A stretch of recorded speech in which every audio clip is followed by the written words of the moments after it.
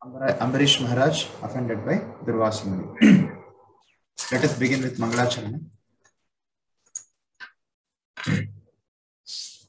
Nama Om Vishnupadaya Krishna Prishtaya Bhutale Srimate Bhakti Vedanta Swaminiti Namine Namaste Saraswate Deve Gauravane Pracharine Nirvisesha Shunyavadi Paschatya Deshatarine नामश्रेष्ठं मनुमपि सचीपुत्रमत्र स्वरूपं रूपं तस्याग्रजमुरुपुरीं माथुरीं घोष्टवातीं राधाकुण्डं गिरिवरमहो राधिका माधवासां प्राप्तो यस्य प्रथितकृपया श्रीगुरुं तं नतोऽस्मि कृष्णादन्यमजानतक्षणमपि स्वप्नेऽपि विश्वेश्वरे तस्मिन् भक्तिमहैतुकीं विदधतु हृत्वाय वाग्भि सदा श्रीलान् सद्गुणपुञ्जकेलिनिलयान् प्रेमावतारानहं वन्दे भागवतानि माननुलभम् मूर्ध्नानि पद्यक्षितौ आजानुलम्बितभुजौ कनकावधातौ संकीर्तनैकपितरौ कमलायताक्षौ विश्वम्भरौ द्विजभरौ युगधर्मपालौ वन्दे जगत्प्रियकरौ करुणावतारौ जयतां सुरतौ पङ्गोर् मम मन्दमतेर्गति मत्सर्वस्वपदाम्भोजो राधा मदनमोहनो नीलाचलनिवासाय नित्याय परमात्मने बलभद्र सुभद्राभ्यां जगन्नाथाय ते नमः। पादौ यदीयौ प्रथमा द्वितीयौ तृतीय तुर्यौ कथितौ यदूरो नाभिस्तदा पंचम एव षष्ठौ भुजान्तरं यो युगलं प्रकृततन्यौ कंठस्तुराजन्नवमो यदीयो मुखारविन्दं दशमं प्रफुल्लम् एकादशौ यस्य ललाटपट्टं शिरोऽपि तु द्वादश एव बाटी तमादिदेवं करुणानिधानं तमालवर्णं सुहितावतारम् अपार संसार समुद्र सेतुं भजामहे भागवत स्वरूपं भजामहे भागवत स्वरूपम्। ओम अज्ञानतिमिरान्धस्य ज्ञानाञ्जनशलाकया चक्षुरुन्मिलितं येन तस्मै श्रीगुरवे नमः। श्रीचैतन्यमनोभीष्टं स्थापितं येन भूतले स्वयं रूप कदा मह्यं ददाति स्वपदान्तिकम्। वाञ्छाकल्पतरुभ्यश्च कृपा सिन्धुभ्य एव च पतितानां पावनेभ्यो वैष्णवेभ्यो नमो नमः। श्रीकृष्ण चैतन्य प्रभो नित्यानंद श्री अद्वैत गदाधर श्रीवासदि गौर भक्तवृंद। हरे कृष्णा कृष्णा कृष्णा हरे हरे, हरे राम राम राम हरे हरे। मूकं करोति वाचालं पंगुं लंघयते गिरिं यत्कृपातमहं वन्दे श्रीगुरुं दीनतारिणाम्। Hare Krishna. So let us continue our study of Canto 9. So where are we right now? So Canto 9 basically describes the descendants of the Sun dynasty and the Moon dynasty. Okay, we have been discussing those personalities who had actually appeared in the Sun dynasty, and now we have been discussing about Ambarisha. So yesterday we had seen who was Ambarisha. Ambarisha was the son of Nabhaga, who was in turn the son of Nabhaga of the Sun dynasty.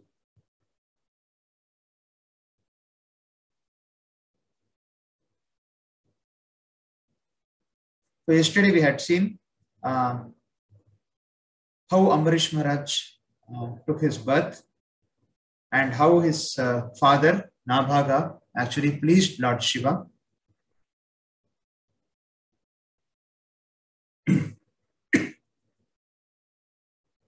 And then we have also seen how Ambarish Maharaj, despite being the ruler and the emperor of entire world, consisting of 7 islands, the whole Bhumandala, not only the earth, in fact, the whole Bhumandala consisting of 7 islands. Now, what is Bhumandala? What is Bhumandala is actually described in the 5th canto of Srimad Bhagavatam. So, the entire Bhumandala, he was the king, and his opulence was unlimited. His prosperity was unlimited.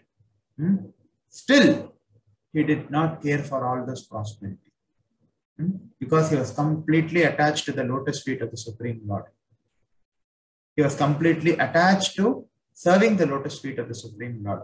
He was completely attached to serving the Brahmanas, serving the devotees. He knew very well that all this material opulence and power is actually temporary. And he knew that everything belonged to the Supreme Lord. And he knew that all this was just entrusted to him for a certain period of time to act on behalf of the Supreme Lord. So therefore, he was not attached to it. And he was attached only to serving the Supreme Lord. And yes, we had seen this very beautiful verse. Now let us, this is a very prominent verse in Srimad Bhagavatam. So let us begin today by reciting this verse. Savai mana Krishna padara vindayor vacham sivai kunta gunan varnane karau hare mandira marjanadishu shrutim chakarachyuta shatkathodaye mukunda lingalaya darshane drishau tadvritya gatrat prashana Parshenga Sangamam Granam Chatatpada Saroja Saurabhe Shrimat Tulasya Rasanam Tadarpite Padav Hare Kshetra Padanu Sarpane Shiro Rishikesha Padabhivandane Kamam Chadasye Natu Kama Kamyaya Yatottama Shloka Janashraya Radhi. So Ambarish Maharaj, this verse describes the life of Ambarish Maharaj. These verses describe how Ambarish Maharaj conducted himself. How Ambarish Maharaj conducted himself, he was always meditating upon the lotus feet of the Supreme Lord, Krishna. And his words always describe the glories of the Supreme Lord. His hands were engaged in cleaning the Lord's temple. He engaged his ears. How he engaged his mind? He engaged in his mind in always thinking about the lotus feet of Krishna. He engaged his words in always describing the glories of the Lord. He engaged his hands in cleaning the Lord's temple. He engaged his ears in hearing the words spoken by Krishna or about Krishna. That is, spoken by Krishna means Bhagavad Gita, or spoken about Krishna means Srimad Bhagavatam. So always his ears were engaged in hearing Krishna Katha. He engaged his eyes in seeing the deity of Krishna, Krishna's temples and Krishna's places. He engaged his sense of touch in touching the bodies of the Lord's devotees. He engaged his smell in smelling the fragrance of Tulasi offered to the Lord. And he engaged his tongue in tasting the Lord's prasad. He engaged his legs in walking to the holy places and temples of the Lord. He engaged his head in bowing down before the Lord, and he engaged all his desires in serving the Lord 24 hours a day. Indeed, he never desired anything for his own self-gratification. He engaged all his senses in devotional service in various engagements related to the Lord. This is the way to increase attachment for the Lord and be completely free from material desires. What a beautiful example this is. Who was Ambarish Maharaj? Ambarish Maharaj was the ruler of the entire Bhumandala. He was the person who had maximum opulence and riches and power. But how did he conduct his life? He was a grihastha. He had a wife also. If he is a king, how much responsibility he should have had. So therefore, he was doing all this, still his absorption was only in Krishna. This is the mark of a devotee of the Supreme Lord. This is the mark of a pure devotee of the Supreme Lord.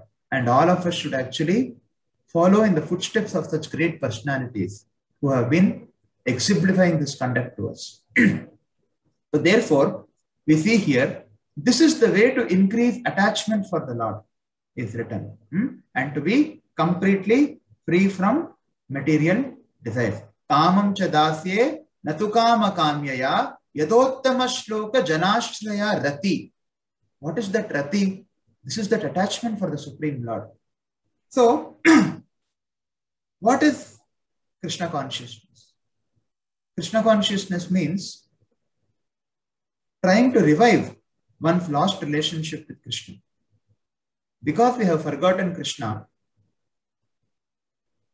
that is the reason we are put into this material world. This material world is like a prison house. And the moment we are put into this material world, we are under the influence of the three modes and we get a material body. And if we do not use that body properly, or particularly the human form of life, if we do not make proper utilization of human form of life, then we are going to act increasingly under the three modes of material nature without understanding that we are in this situation because of our misdeeds. We are in this situation because of forgetting our relationship with Krishna. So when a prisoner, he understands that he is in the prison because he has committed a crime and he genuinely wants to rectify himself, that actually draws the attention of all the prison authorities. And sometimes his tenure of punishment also may become reduced if he really shows good conduct even when he is in the prison. So therefore, we are all in this material world. There is no doubt that we are all like criminals because we have rebelled against the Supreme Lord. We wanted to enjoy separately from the Supreme Lord. So therefore, we have got this material body. But still, when we are in the human form of life, if we take advantage of these scriptures like Bhagavad Gita and Srimad Bhagavatam, and if we make the proper choices, if we conduct our lives properly and rectify ourselves, then there is a chance that the Supreme Lord will actually notice us. He will understand. After all, Supreme Lord is present in everyone's heart as the Paramatma. Ishvara Sarva Bhutanam Hridesher Janatishtati. Krishna says in Bhagavad Gita. So therefore, one must understand why one is in this material world. One must not become absorbed in this material world.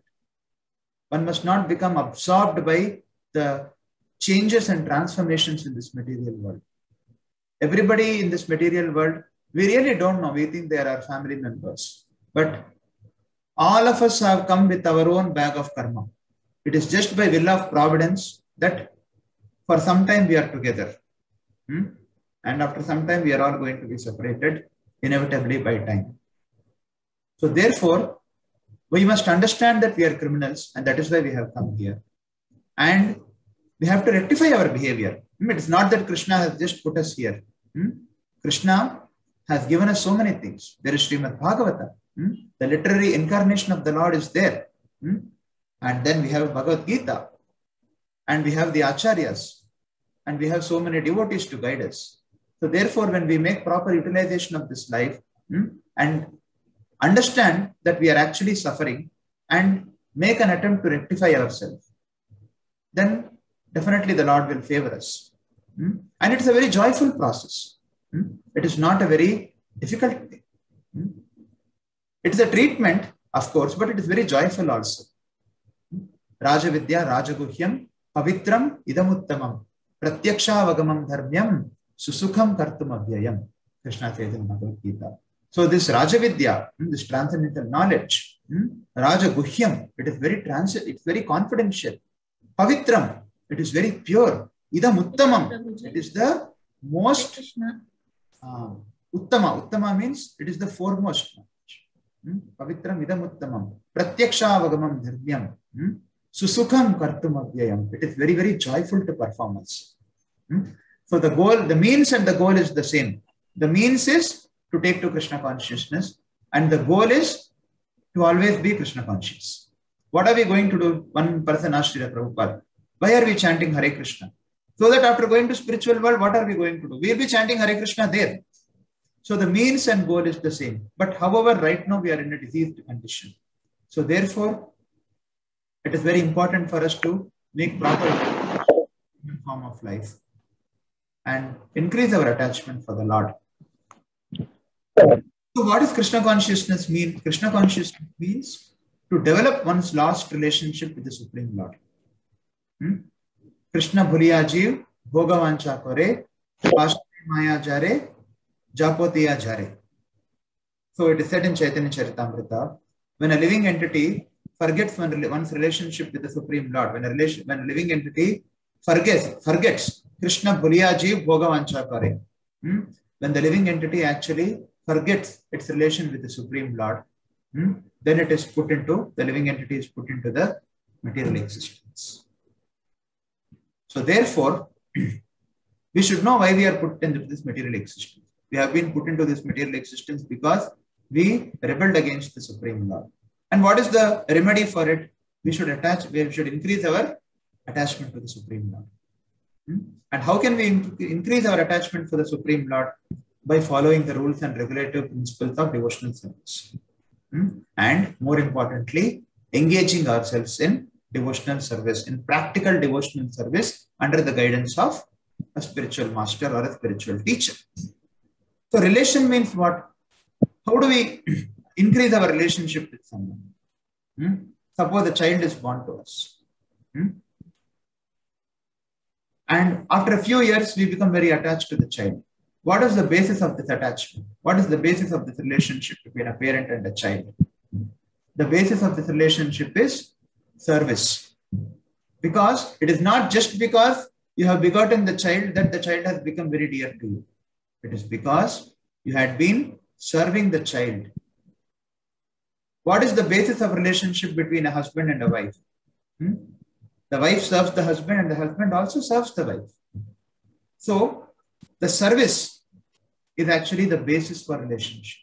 So I cannot tell that, I have love for Krishna, but I'm not ready to do any service to Krishna.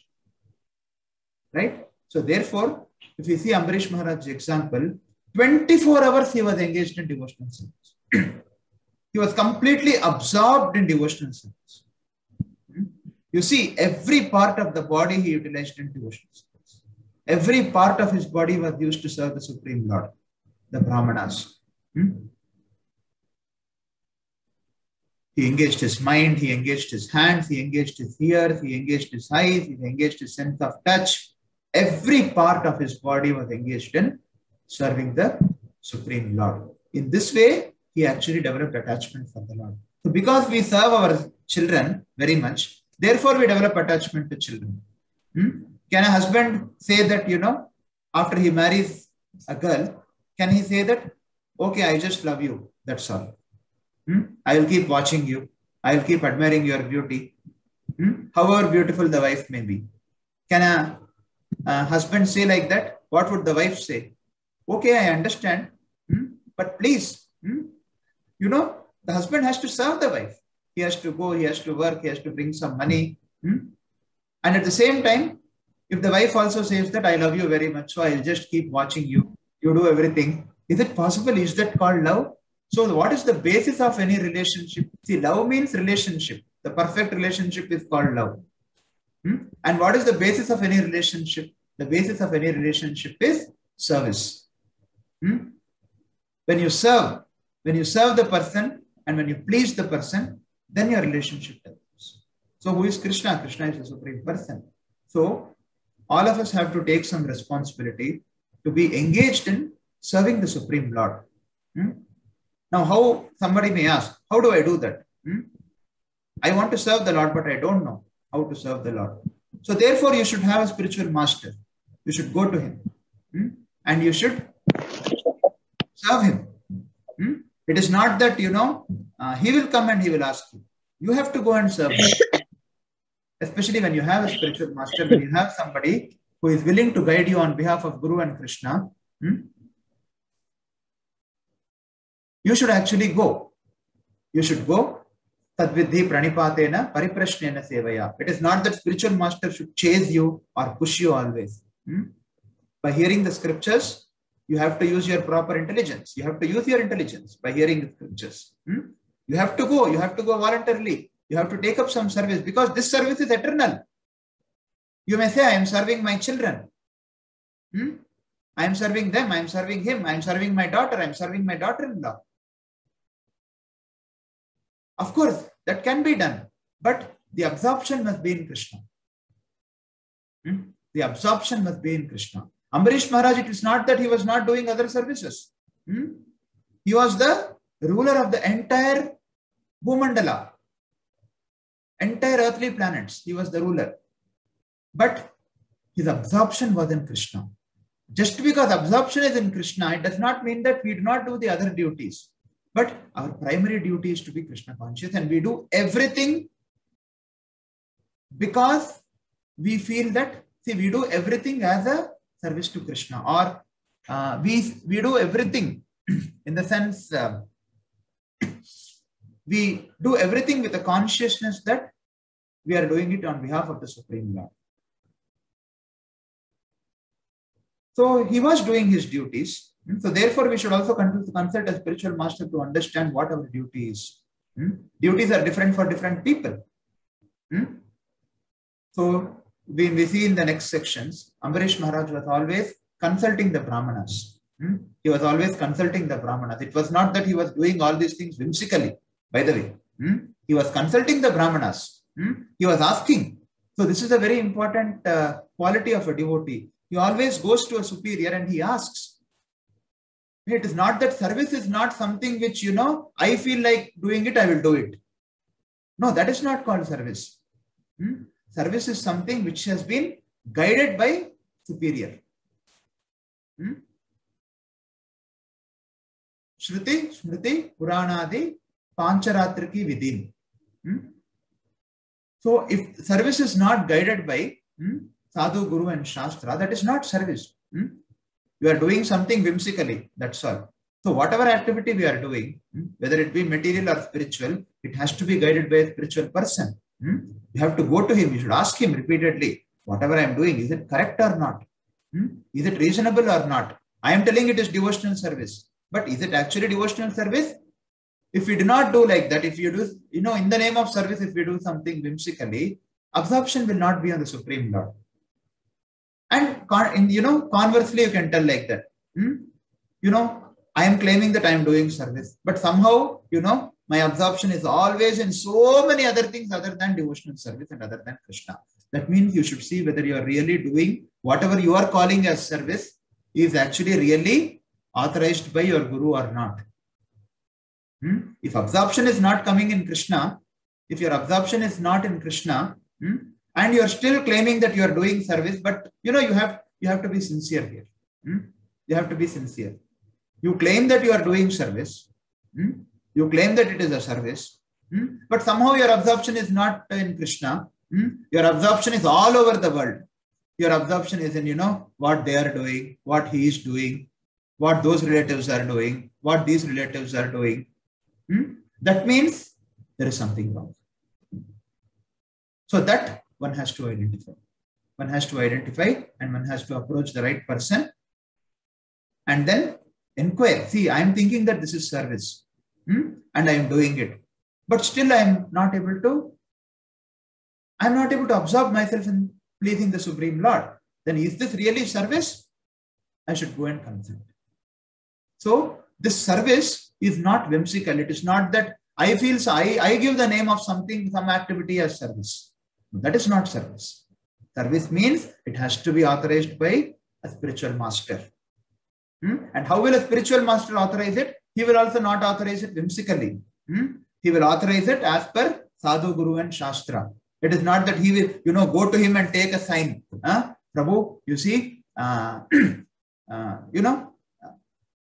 is like, Prabhu, I'm consulting you. You see, my son, he's he's working 24 hours a day, and my daughter-in-law, she's also working 24 hours a day, and somehow they have a child. I want to take care of the child, so I feel this is my service. So therefore, I am not going to take to devotional service in the temple, or I am not going to take any service. I feel this is also a very important service. This is my duty. What is a duty and what is not duty has to be ascertained by that person, not you. This is one example, that's all. There are many things like this which are happening. Even after people take to devotional service, there are many things which are happening like this. What is duty and what is not duty should not be ascertained by you. If you are confused, go and ask what is duty and what is not duty. It is not that you give a stamp saying that this is duty and go and take his signature and say that I have already consulted. This is all cheating. This is all a cheating program. What is duty and what is not duty? What is that what we are supposed to do? That somebody else has to ascertain. It is not that we can do it whimsically. So devotional service is not whimsical. If we feel that we are doing some service and if we are not developing that attachment to the Lord, if we are not developing attachment to the Lord's devotees, that means there is something wrong with that service. So we have to consult. Otherwise, we may go on and on. We may be doing some activity, but absorption is important.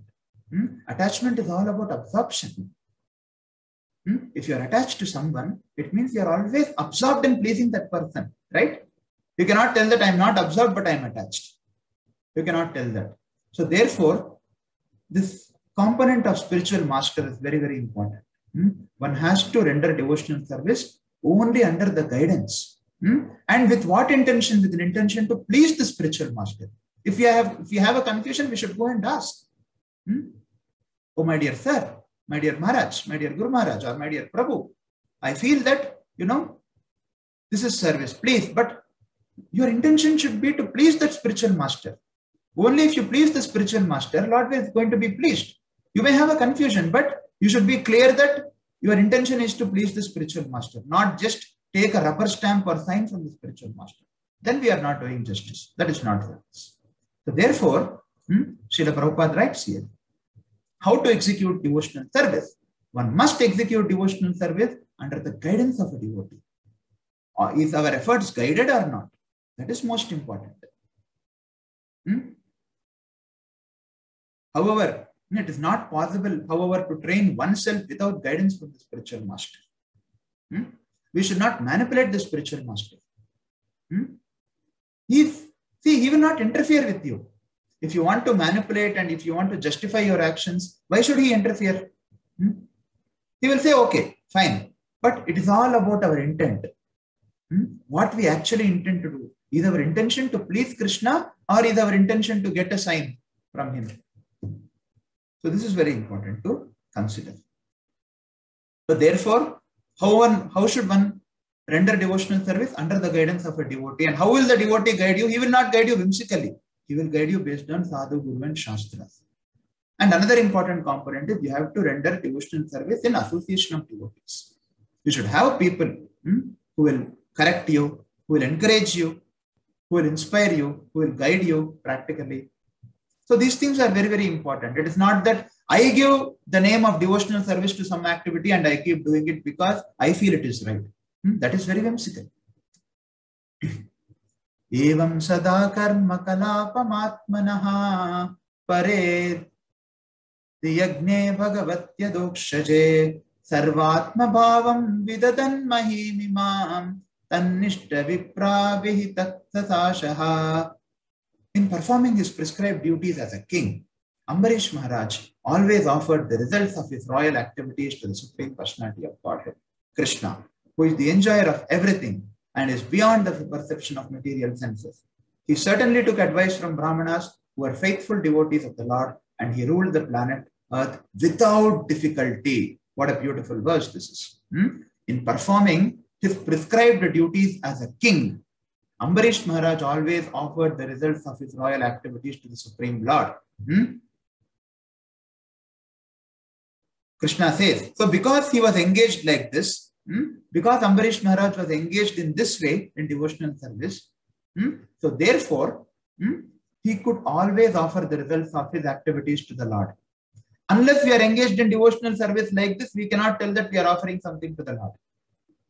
Unless we are engaged in devotional service like how Ambarish Maharaj had engaged himself, Ambarish Maharaj engaged every sense, every part of his body was engaged in devotional service under the guidance of spiritual master and the devotees. Unless one is engaged in devotional service like this, one cannot offer the results to the Supreme Lord. Krishna says, Tasmat sarveshu kaleshu mam anusmarayudhyacha mayarpita mano buddhir mame veshyasya samshayaha. Mayarpita mano buddhir. How can you do that, Arpita? Mayarpita mano buddhir. How can you, they say in Telugu, samarpinchukodam. How can you actually do any samarpana? How can you offer the results to the Lord unless your efforts are not guided? So he offered the results of his royal activities to the Supreme Lord. And he certainly took advice from Brahmanas who were faithful devotees of the Lord. See, he took advice from Brahmanas. He didn't do whatever he's doing whimsically. It is not that he liked to, do something and he did it. No. In all his activities, he took the advice from Brahmanas who were faithful devotees of the Lord, and he ruled the planet Earth without difficulty. So, because of doing like this, because of conducting himself like this, because of being engaged in devotional service like this, like what? Like this, under guidance, always. Therefore, he could actually offer everything to the Lord, and therefore he ruled the planet Earth without any difficulty. There was no difficulty in his performing his activities because he was always guided by the Supreme Lord. So there is a very famous verse in first canto of Srimad Bhagavatam, when Bhishma Dev is actually about to leave his body. So Yudhishthir Maharaj actually comes. Lord Krishna actually hints to Yudhishthir Maharaj to go to Bhishma Dev, so that Bhishma Dev can speak about the religious principles. And Bhishma Dev had not yet left the body, he was on a bed of arrows. So Bhishma Dev actually tells this. Aho kashtam, aho nyayam, yatyudam dharmanandana, jivitam narhatam klishtam, vipradharma chitashraya. He actually describes all the difficulties which, he recollects all the difficulties which the Pandavas had undergone. And he feels very sympathetic for them. And he says, Aho kashtam, aho nyayam, yatyudam dharmanandana, jivitam narhatam klishtam, vipradharma chitashraya. But he says, although you were in so many difficulties in life, still you never left Vipradharma Achyutashraya. You never left the association of devotees or Brahmanas. You never refrained from doing your dharma, and you are always taking shelter of the Supreme Lord. Three things: Vipra, Dharma, Achyutashraya. So they were always guided by the Brahmanas. So therefore their life is successful. He was actually feeling bad for all their struggle. But still, he says that although you went through so many struggles, still you never left the association of devotees. You never left, you never, neglected your dharma. And at the same time, you never neglected taking shelter of Achyuta. So, it is very important here to notice that Ambarish Maharaj actually took advice from Brahmanas who were pure devotees of the Lord. He did not take advice from the ritualistic Brahmanas. Ritualistic Brahmanas cannot give proper advice because they just perform rituals so that they can earn some money. That's okay. But if one has to actually take advice, one has to take advice from those personalities who are actually engaged in devotional service to the Lord. Not from the ritualistic Brahmanas. Those who are engaged in devotional service to the Lord, those who are trying to conduct their lives as per Sadhu, Guru and Shastra. Those who are absorbed in Srimad Bhagavatam, those who are absorbed in serving the Lord. So from such personalities, one has to take advice. Not from, simply learned scholars or experts in performing ritualistic ceremonies. They are not competent to give advice. Ordinary Brahmanas are not competent to give advice. So we see in modern times, what is the situation? All our leaders who are actually interested to authorized to make laws, are they guided by such Brahmanas? Absolutely not. So therefore, society is in a complete chaos. Okay. So as per this description, the country or the world should be ruled by an executive whose advisors are all devotee Brahmanas. Okay. They should not be professional politicians, nor should they be selected by ignorant public. A king has to be appointed by the Brahmanas. This democracy is not actually, this democracy is nowhere to be seen in Vedic scriptures. It is a manufactured concept. Srila Prabhupada used to say democracy means demon and crazy. Who can choose? Who can choose a king? Only the Brahmanas can choose a king. Nobody else can choose a king. But now everything goes by voting. So we all know that. That is another part of it. So when the king and his advisors are perfect devotees, nothing can be wrong in the state. All the citizens should become devotees of the Lord, and then their good character will automatically follow. Ije swamedhairadiyagnamishwaram mahavibhudyo pachitanga dakshinai tatairvashishta shitagautamādibir dhanvanya vishrotamasau saraswati. In desert countries where there flowed the river Saraswati, Maharaj Ambarish performed great sacrifices like Ashwamedha Yajna and satisfied the master of all yajnas, the Supreme Lord. Such sacrifices were performed with great opulence and suitable paraphernalia and with contributions of dakshina to the Brahmanas who were supervised by great personalities like Vashishta, Asita and Gautama, representing the king, the performer of the sacrifices. So, regarding the sacrifices performed by Ambarish Maharaj, when one performs ritualistic sacrifices, one needs expert Brahmanas. They are known as Yagnika Brahmanas. So, in Kali Yuga, we all know there is a scarcity of such Yagnika Brahmanas. So, therefore, the sacrifice which is actually recommended in Kali Yuga is Sankirtan Yajna. So, one very important thing to see here. It is the duty of the king. As a king, it was his duty to perform different types of yajnas, such as Ashwamedha Yajna, to maintain the production of food grains.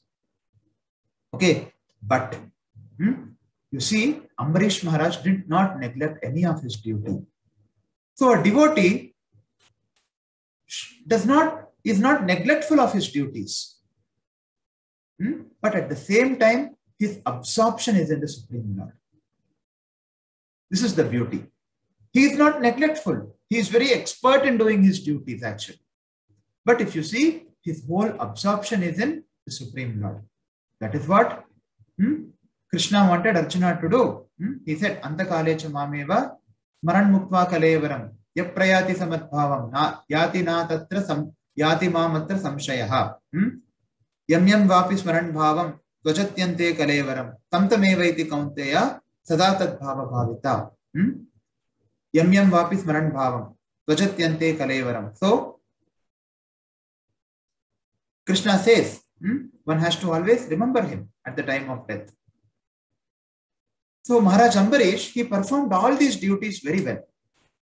He performed all his duties towards his citizens, towards the general public very well.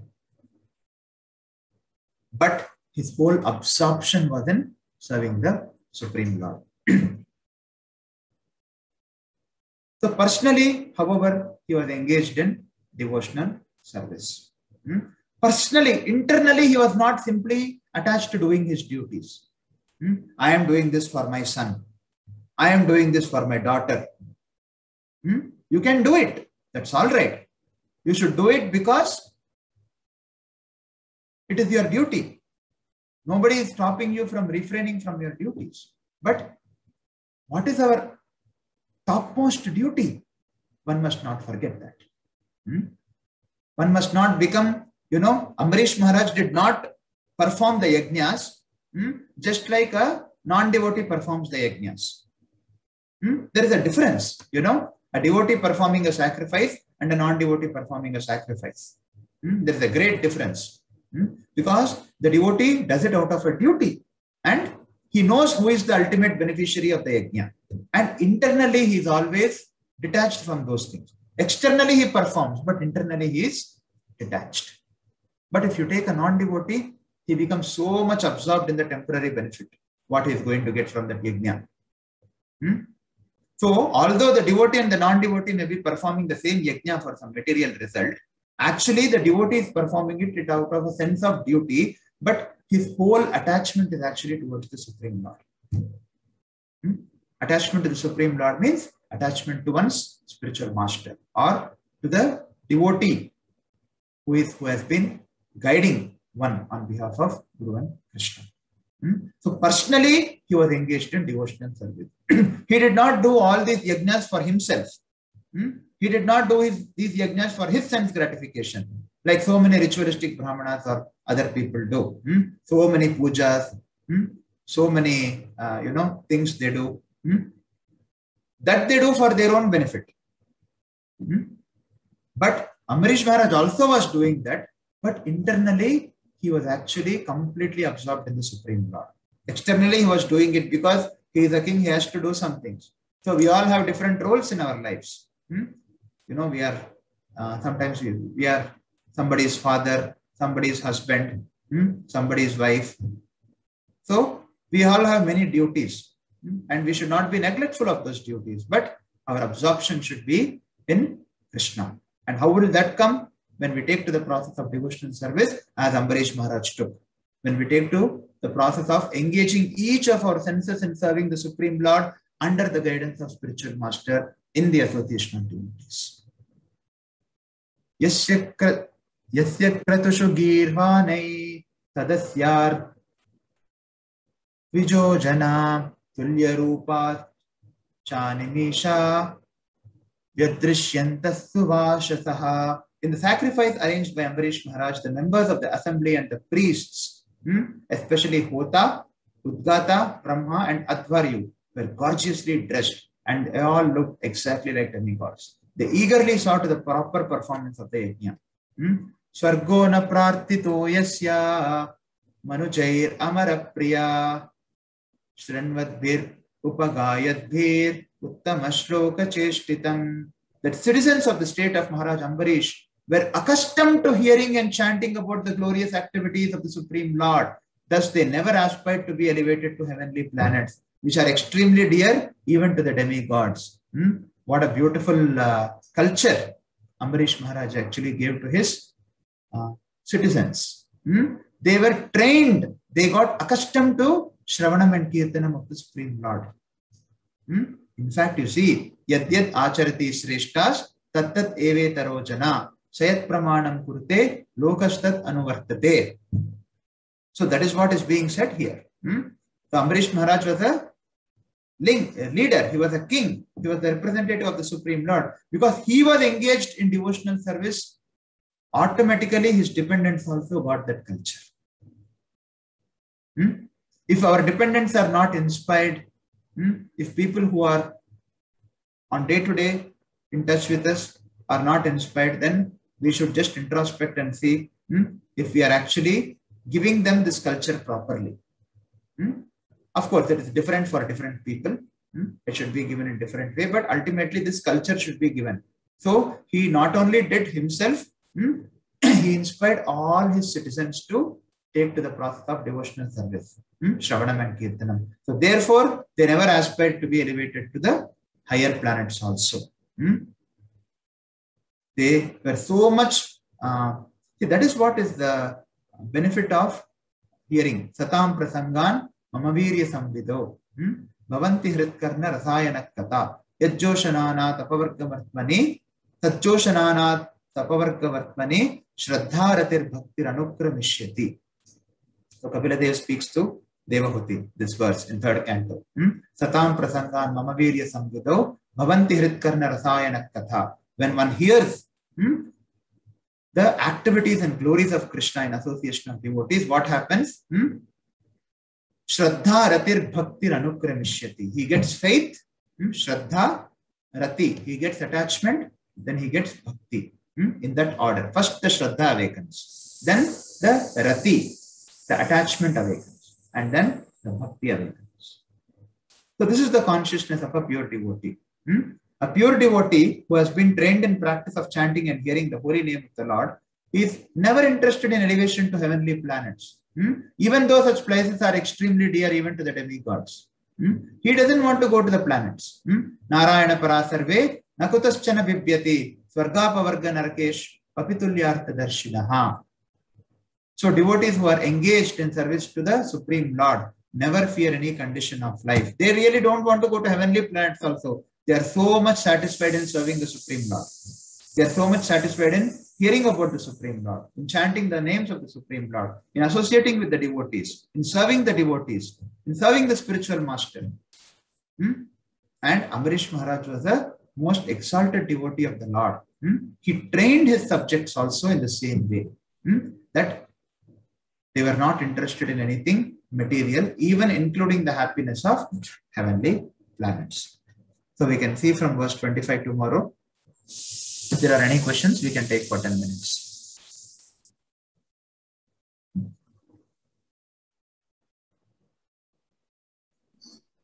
Hare Krishna, Prabhuji.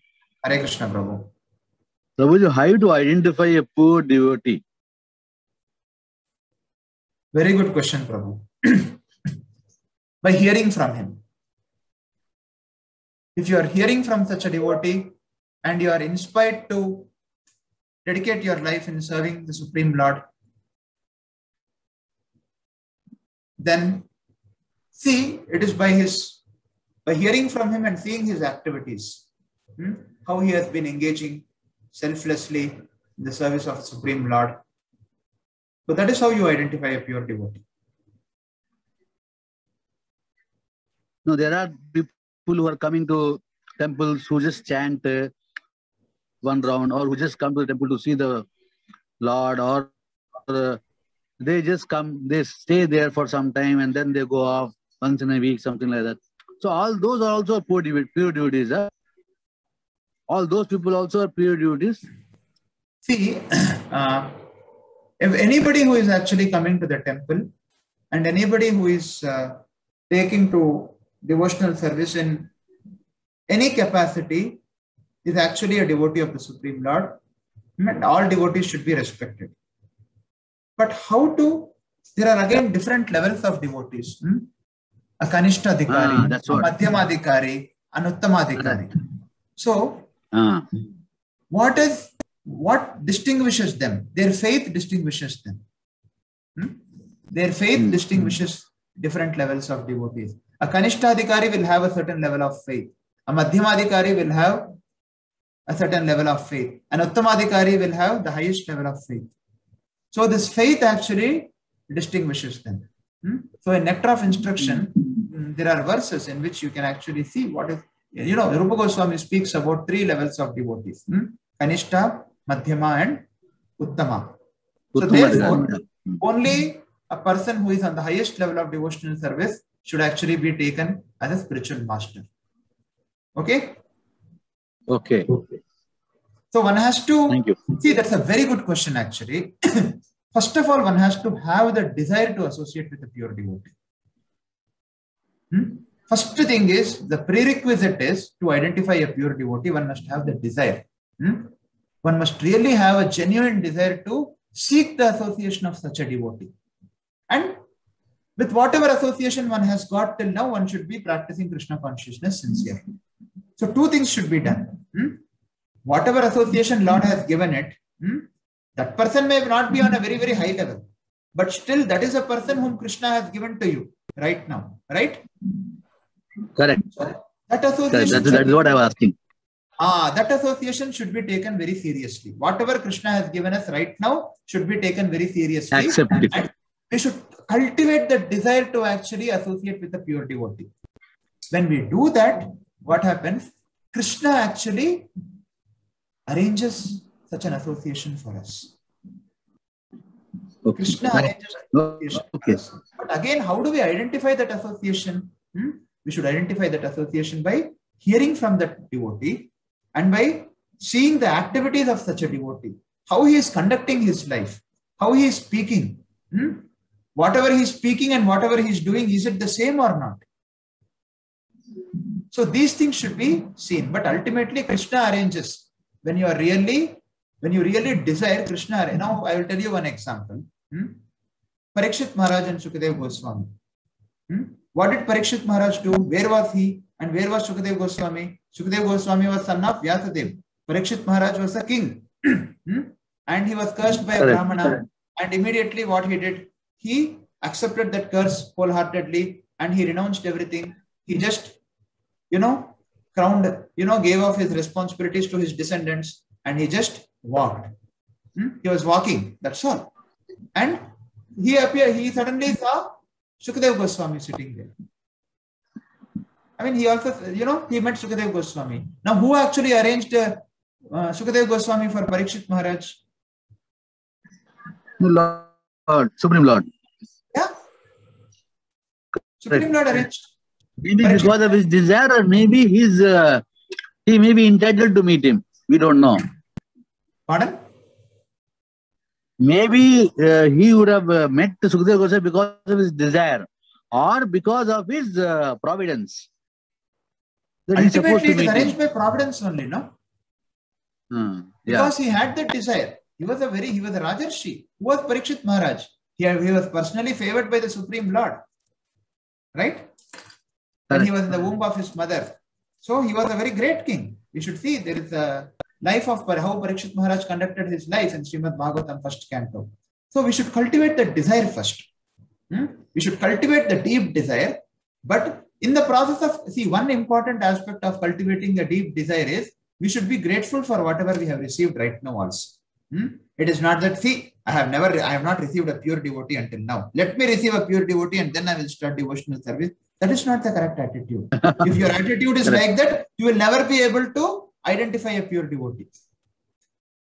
Whatever desire should be, whatever association Lord has given me today, let me take that very sincerely. And let me cultivate a desire to associate with such a pure devotee. And whatever I have been gifted today, let me take that association very sincerely and render my service sincerely. So that whenever that association is required for my service, Lord will give me that association. But that aspiration must be there. That aspiration must be there and the deep desire must be there.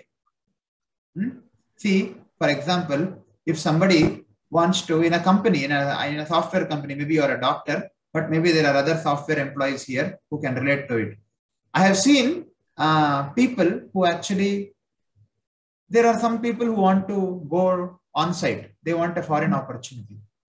You know how they work? They work so hard. How will the process start for somebody to go to foreign country in a client location or something? There are so many people working in the office. Is everybody sent there? No. Then who is sent there? Only very few. Only a few. And what did that person do? Immediately after joining office, he went to the manager and told, hey, I want to go to America, send me immediately. Did he tell that? He has to prove it. He has to do the things properly. Yeah, whatever is given right now, if you do it very well, then that will also come. In a very mundane world also, if this cultivating of few, what happens is this person who wants to go abroad, what he does, he works very hard first. If he is in a company in Hyderabad, if he is working in the Hyderabad office, he works so hard. Day and night he works. He shows his eagerness to the boss. He takes responsibilities. Not only his work, he takes so many other works also. He takes so much of responsibilities and he proves himself. He shows to the boss that he really wants to, work. And in this way, he pleases the boss. And when the boss is pleased, he automatically gets the visa. Right? This is a very mundane example, but at least you can correlate with it. Yeah. So even for such a small thing, if we have to cultivate so much desire, what to speak of associating with a pure devotee of the Lord? Supreme Lord. So again, there are some very, very elevated Vaishnavas in our society. They should always be regarded as pure devotees. But then when you want to really associate with such a pure devotee, you have to cultivate the desire and perform your existing services very well. Correctly. Accept and do the things properly as much as possible. The things will come automatically. Exactly. And cultivate that desire. Don't stop from cultivating. See, there is another thing. People just accept, okay, whatever I am getting, that is sufficient. Okay. Anyway, my life is smooth. Anyway, I am able to take prasadam every day. Anyway, my life is smooth. So let it be. Why this pure devotee and all? That should not be the attitude. That burning desire must be there to render more and more service. Sure. Okay. One should not become complacent. We should always feel to grow. Yes. Does that answer your question? Nice. Thank you, Prabhuji. Hare Krishna. Any other question? If there are no questions, we can stop for the day. We will continue tomorrow. Okay then. Thank you all for your participation. Thank you very much. Grantaraj Srimad Bhagavatam ki Jai. Srila Prabhupada ki Jai.